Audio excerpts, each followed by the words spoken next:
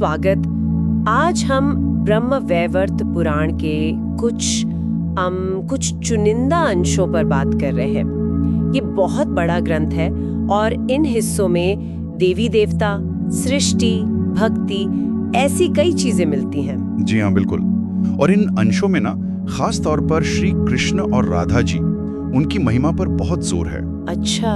और साथ ही प्रकृति, मतलब जो दिव्य स्त्री शक्ति है, उनकी अलग अलग रूप, उनकी कहानियां, वो भी काफी हैं। तो हमारा इरादा यही है कि इन अंशों से कुछ खास बातें, कुछ रोचक पहलू निकालकर सामने रखें। तो फिर चलिए खोलते हैं ये पिटारा, देखते हैं इन पन्नों में क्या छिपा है। सबसे पहले श्री कृष्ण, उनका स्वरूप कैसे बताया गया है इन अंशों में, क्या खास है उसमें? हाँ, तो देखिए, इन अंशों में श्री कृष्ण को परम ब्रह्म माना गया है, मतलब सर्वोच्च सत्ता। परम ब्रह्म? जी। और उनका निवास स्थान बताया गया है गोलोक। उसका वर्णन तो खैर बहुत ही अद्भुत है। गोलोक कैसा वर्णन है? उसे सभी लोकों से श्रेष्ठ कहा है। 50 करोड़ योजन फैला हुआ, और कहते हैं असंख्य सूर्यों से भी ज्यादा, मतलब ज्यादा तेजस्वी है। बाप रे। हाँ, और कहते हैं कि निराकार श्री कृष्ण यहीं पर साकार रूप में राधा जी और गोप गोपियों के साथ हमेशा लीला करते हैं। अच्छा, तो ये गोलोक सबसे ऊपर हुआ, मतलब बाकी लोकों के मुकाबले? बिल्कुल। वर्णन ऐसा है कि गोलोक के नीचे वैकुंठ है, जहाँ नारायण और लक्ष्मी जी हैं। फिर शिवलोक है, जहाँ शिव जी हैं। पर गोलोक को इन सबसे ऊपर परम धाम माना गया है। अच्छा।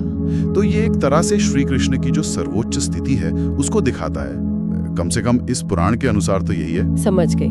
अच्छा, श्री कृष्ण के साथ साथ आपने कहा प्रकृति, यानी दिव्य स्त्री शक्ति का भी बड़ा महत्व है। जी, बहुत ज्यादा। वो कैसे दिखाया गया है? आप सही कह रही हैं। यहाँ ऐसा है कि जो मूल प्रकृति है, आदि शक्ति, उन्हीं को सभी मुख्य देवियों का स्रोत माना है। अच्छा।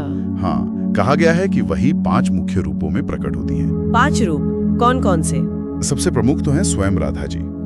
उनको श्री कृष्ण की आह्लादनी शक्ति कहा गया है। आह्लादनी शक्ति मतलब उनकी खुशी देने वाली शक्ति, उनकी प्रसन्नता का स्रोत। और रासमंडलेश्वरी भी। इस पुराण में राधा जी का स्थान बिल्कुल कह सकते हैं अद्वितीय है। ये तो वाकई बहुत रोचक है कि राधा जी को इतना केंद्रीय स्थान दिया है। और बाकी 4 रूप? हाँ, तो दूसरी है लक्ष्मी जी। वो वैकुंठ में नारायण की शक्ति हैं, धन संपदा की देवी जी। तीसरी है सरस्वती जी, ज्ञान की, वाणी की देवी। चौथी हैं सावित्री, जिन्हें वेदों की माता और ब्रह्मा जी की शक्ति कहा गया है।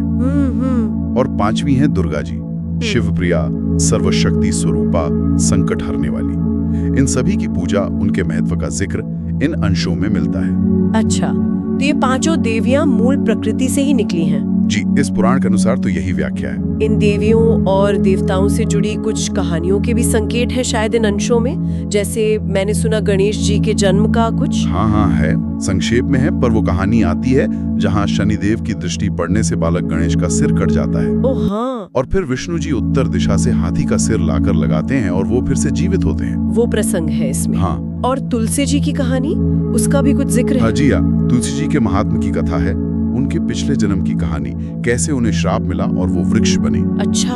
और फिर नारायण प्रिया बनी, शालग्राम शिला के साथ उनका विवाह हुआ।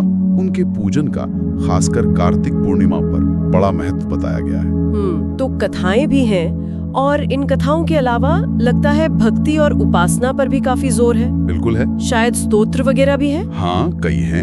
इन हिस्सों में गणेश जी, कृष्ण जी, राधा जी, लक्ष्मी जी, सरस्वती जी, दुर्गा जी, शिव जी, इन सब के स्तोत्र हैं, कवच भी हैं। कवच मतलब रक्षा के लिए? जी, रक्षा के लिए।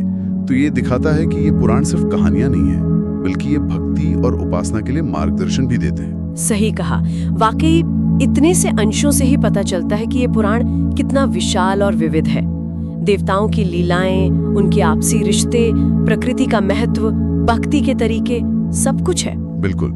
और ये अंश ये भी दिखाते हैं कि कैसे पुराणों में ना कहानियों के जरिए गहरे दार्शनिक विचार समझाए गए हैं। जैसे ये दिव्य स्त्री और पुरुष तत्वों का संतुलन, उनकी आपसी लीलाएं, श्री कृष्ण और राधा की अभिन्नता, या प्रकृति की ये 5 रूप, ये सब बड़े महत्वपूर्ण चित्रण हैं। सही है। तो आज की हमारी ये बातचीत तो बस एक झलक ही कही जा सकती है। जी हाँ, बस एक अंदाजा। उम्मीद है कि इससे इस ग्रंथ को और जानने की, गहराई से समझने की इच्छा जगेगी। बिल्कुल। और जाते जाते एक विचार छोड़ जाते हैं सोचने के लिए। हाँ, जरूर। कि ये जो कथाओं में दिव्य लोकों का वर्णन है, देवताओं के इतने सारे रूप हैं, उनकी लीलाएं हैं, क्या ये सिर्फ बाहरी दुनिया की बातें हैं या फिर ये हमारी अपनी अंदरूनी चेतना की जो अलग अलग अवस्थाएं होती हैं, जो शक्तियां होती हैं, उनके प्रतीक भी हो सकते हैं? इस पे सोचा जा सकता है। बहुत दिलचस्प सवाल है, सोचने वाली बात है।